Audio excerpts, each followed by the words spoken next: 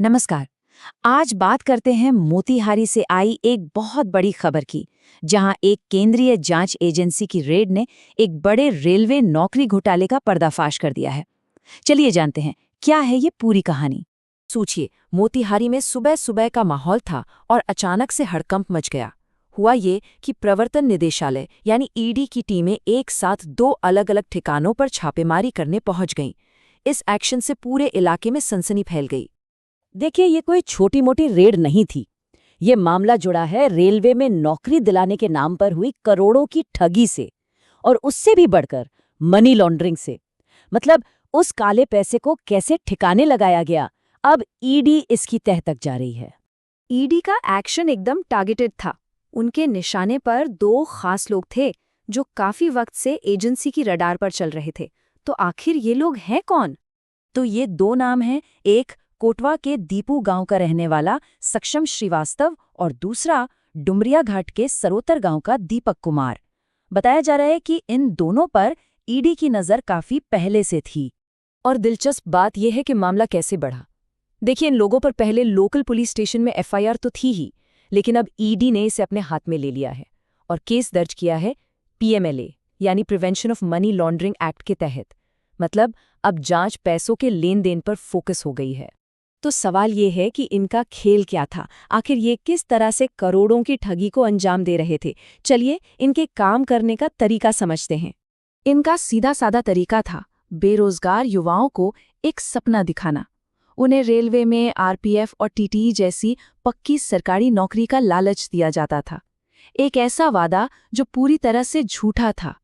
ये पूरा घोटाला सिर्फ 3 स्टेप्स में होता था। पहला, खुद को कोई बड़ा अधिकारी या पावरफुल ब्रोकर बताकर लोगों का भरोसा जीतना। दूसरा, नौकरी पक्की कराने के नाम पर उनसे मोटी रकम ऐंठना। और तीसरा, जैसे ही पैसा हाथ में आया, फोन बंद और आरोपी गायब। और बात छोटी मोटी रकम की नहीं हो रही थी। एक एक कैंडिडेट से एक नकली नौकरी के लिए 10 से 15 लाख रुपए तक लिए जाते थे। आप अंदाजा लगा सकते हैं कि ये घोटाला कितना बड़ा था।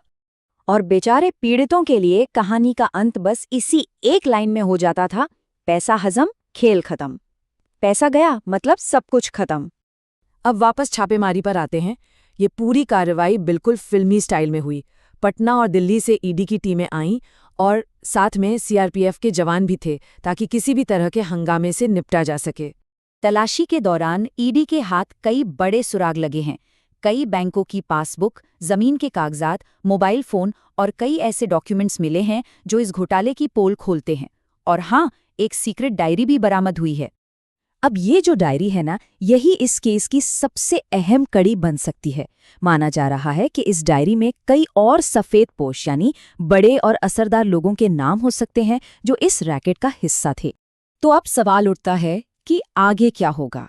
जब ईडी के हाथ इतने सारे सबूत लग चुके हैं, तो अब जांच किस दिशा में जाएगी? तो देखिए, अब ईडी का रास्ता साफ है। सबसे पहले इन डॉक्यूमेंट्स के जरिए मनी ट्रेल का पता लगाया जाएगा। मतलब पैसा कहाँ से आया और कहाँ गया। फिर ये देखा जाएगा कि उस पैसे से जमीन खरीदी गई या किसी बड़े अधिकारी तक पहुंचाया गया। इसके बाद सक्षम और दीपक को पूछताछ के लिए पटना बुलाया जाएगा। और अगर उनके जवाबों से ईडी संतुष्ट नहीं हुई तो गिरफ्तारी पक्की है। इस रेड का असर सिर्फ इन दोनों तक ही सीमित नहीं है। मोतीहारी और आसपास के इलाकों में जो दूसरे दलाल बैकडोर से नौकरी दिलाने का धंधा करते थे, उनमें खलबली मची हुई है। खबर है कि कई तो अंडरग्राउंड भी हो गए हैं। और आखिर में हम आपको एक बड़े सवाल के साथ छोड़े जाते हैं। वो सवाल जो अब सबके जहन में है। उस सीक्रेट डायरी में आखिर और किन-किन बड़े चेहरों के नाम छिपे हैं।